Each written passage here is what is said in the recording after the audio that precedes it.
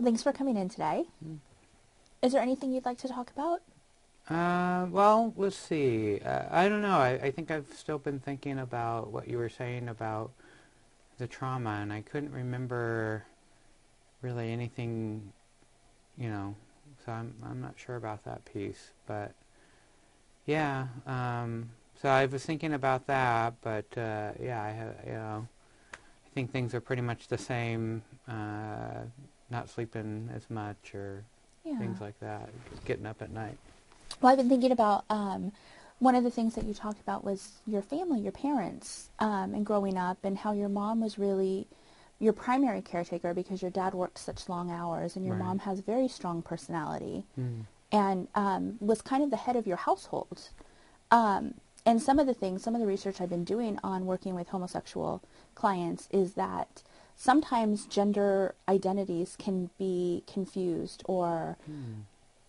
um, I don't know what the right word is, but that you, based on having a really strong feminine role as your primary caregiver, that you may have some confusing gender identity Oh, issues. okay.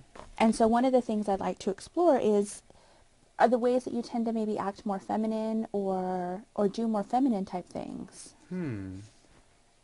I don't think I do a lot of feminine type things. Huh.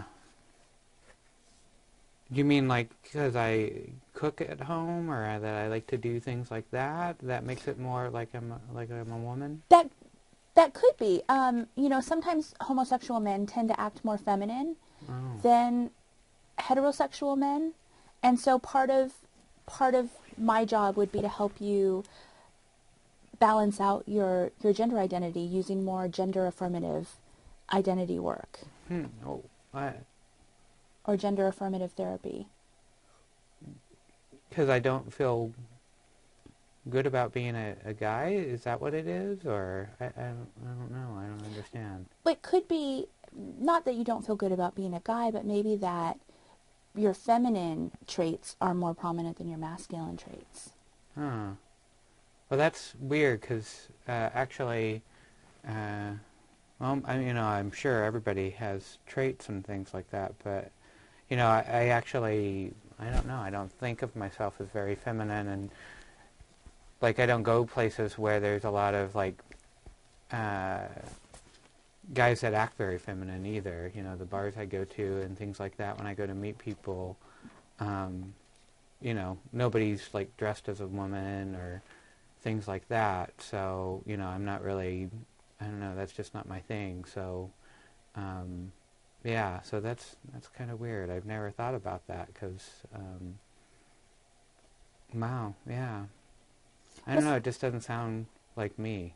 well, and sometimes we can be in denial about our desires or even our behaviors. Oh, So maybe that's something, again, going back to your childhood, that we can talk more about and figure out where kind of the damage was done and figure out how to balance your masculine and your feminine side. oh. So you think something happened that's why I'm not normal? Well, it could be, going back to what I said earlier of having your primary person be your mother and have her be so dominant. That can be very confusing to boys and to men. Oh, And so that can be something that we work on further. okay. So because my dad wasn't around is why this is happening. It's one of the ideas. And that when he was around, your mom really was the stronger personality. Oh, okay.